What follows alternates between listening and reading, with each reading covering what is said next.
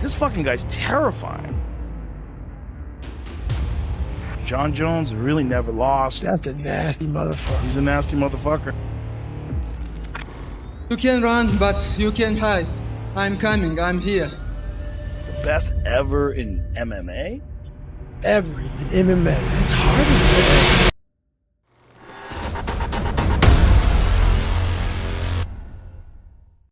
Welcome back to MMA All Out, where we tackle the ultimate dream matchups. Today we're breaking down a fantasy scenario that's sure to stir up debate. How would today's UFC champions fare against the champions of 2015 in an all-out battle? Stick around until the end to see which era comes out on top. Let's get started. Flyweight. Alexandre Pantoja versus Demetrious Johnson. We start with the flyweights.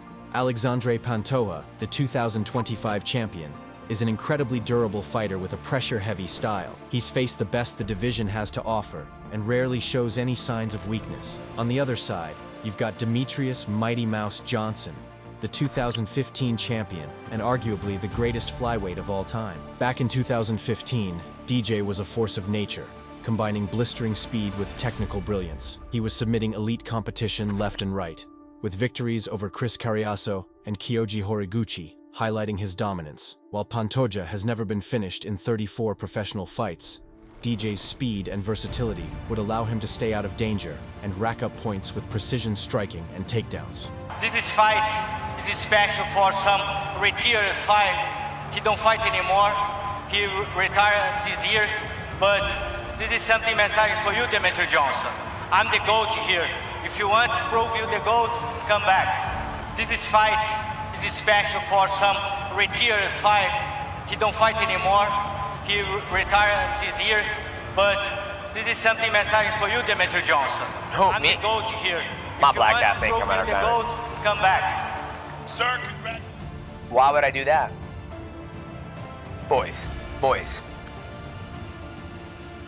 The bank account sitting nice and good. 38 years old, 11 consecutive title defenses. Champ ain't coming back. Bantamweight, Merab Dvalishvili versus TJ Dillashaw. Moving to bantamweight, we have Merab Dvalishvili, the cardio king of 2025, taking on TJ Dillashaw at the peak of his powers in 2015. This matchup is a battle of endurance. Merab's relentless takedown attempts versus TJ's high-volume striking. In 2015, Dillashaw was a striking machine, outlanding opponents by 50 to 100 significant strikes per fight. But while TJ's pace was impressive, Merab's game revolves around constant pressure and an absurd number of takedown attempts. Even if TJ lands clean early on, he'd eventually gas out from defending takedowns and wouldn't have enough in the tank to mount offense in the later rounds. This is 3 champions in a row that he's beaten, and he's dominated them all. Jose Aldo, Piorian, Henry Cejudo. He has got a habit of beating these guys with the same relentless style. I think Merab Dvalishvili is by far the best bantamweight on the planet right now. I've never seen anything like this at bantamweight. The cardio is ridiculous. And I said at the start of the year, and I'll reiterate it now, that man will be champion by the end of 2024. The best fight I ever saw in my life, the finest performance, was this man sitting across the table from me. TJ Dillashaw, your fight with Renan Barão was the slickest, most technical, most beautiful mountain that I've ever seen anybody climb. Featherweight, Ilia Topuria versus Jose Aldo. Now to featherweight, Ilia Topuria, the undefeated phenom of 2025, faces off against the legendary Jose Aldo of 2015. Aldo was coming off his second war with Chad Mendes in late 2014 and was still the king of the division. However, after that fight, Aldo's chin was noticeably starting to decline, as seen in his 2015 loss to Conor McGregor. Topuria is a nightmare for anyone with a shaky chin. His power and aggression have made him a feared finisher in the division. Based on Aldo's vulnerabilities post-Mendes, it's hard to see him surviving Topuria's onslaught. These moments, I visualize all this moment. No one forced me to be here, you know, so I just felt very thankful with the life, with all the moments that the life was giving me. My life looks like a training camp always, you know. I'm always in intra training. I said there's always danger with Topuria. He's so dangerous. When he hits you, it's different than anybody, especially with his hands. His boxing is so high level. And there's shots that he was landing that would thud, and you could see it in Max's face. He caught him with a bunch of good shots before that. But Max was landing a lot of stuff too. but he was forced into these exchanges. And when you're forced into these exchanges, Ilya has superior technique. His punches come straight down the pipe. His hooks are perfect. His distance management is perfect. He's super aggressive. And the consequences of getting hit by him are so grave. That left hook he caught Max with, oh my goodness. Just spun his head around. Look at that. Clean, perfect rotation. That's what makes this kid special, John. Lightweight, Islam Makhachev versus Anthony Pettis. Next up, we have Islam Makhachev, the dominant grappler of 2025, taking on the flashy striker Anthony Showtime Pettis from 2015. Pettis' 2015 reign saw him submit Gilbert Melendez, but also get dominated by Rafael dos Anjos, who took him down 9 times in their fight. Islam is essentially a bigger, stronger, and more refined version of RDA in terms of wrestling. Pettis' inability to defend takedowns would spell doom for him in this matchup. Once Makhachev gets on top, it's ground and pound city. I mean, bro, it's hard to go against Islam. You know, it's hard to go against him. His fighting style is a tough one. You know, he likes wrestling. He likes striking. Now he's falling in love with his striking. So, I mean, it's hard to bet against Islam. Volkanovski after Islam. One, you don't fight Islam on 10 days notice. You just can't. That just doesn't make any sense. That's crazy. He's so hard to beat. He's so good.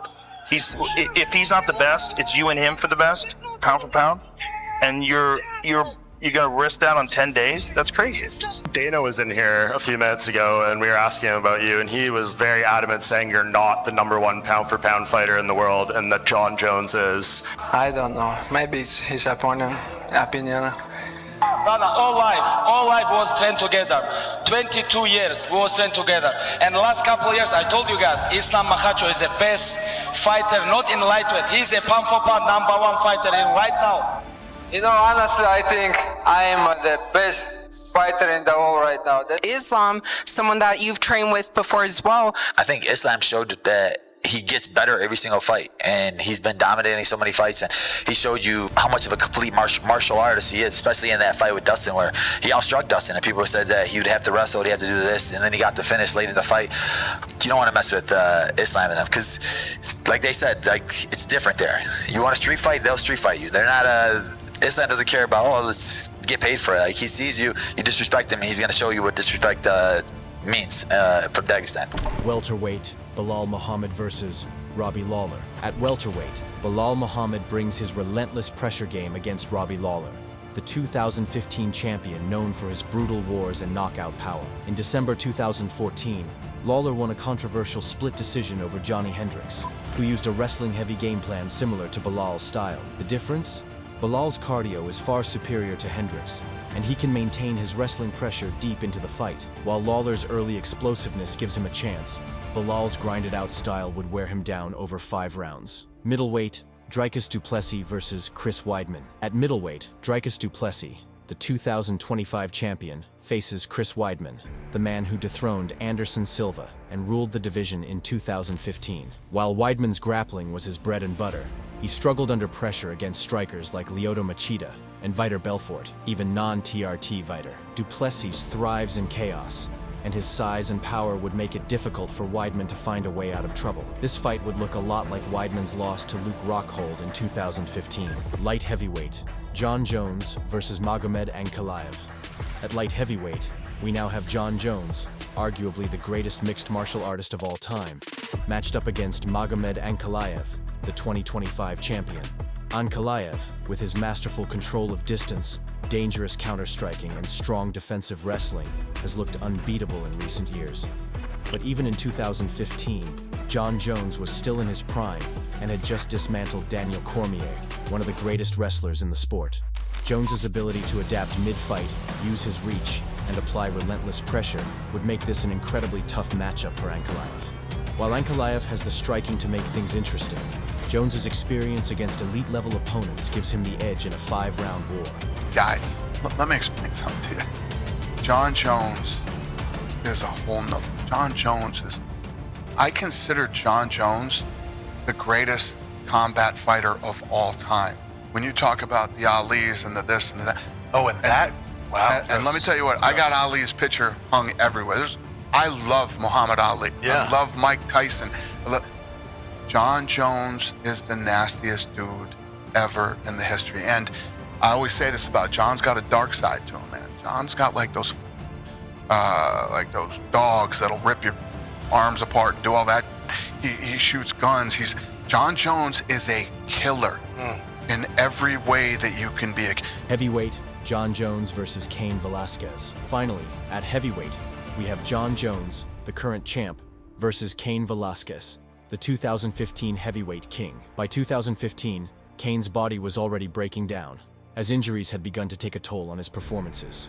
Despite his legendary cardio and pressure, it's hard to see him handling the version of Jon Jones we've seen at heavyweight in 2025. At the end of this hypothetical battle, the 2025 champions take home 6 wins, while the 2015 champions managed just 2 victories. It's a testament to how much the sport has evolved over the past decade. Let us know in the comments which matchups you agree or disagree with. Don't forget to like, subscribe, and hit the notification bell so you never miss an update from MMA All Out.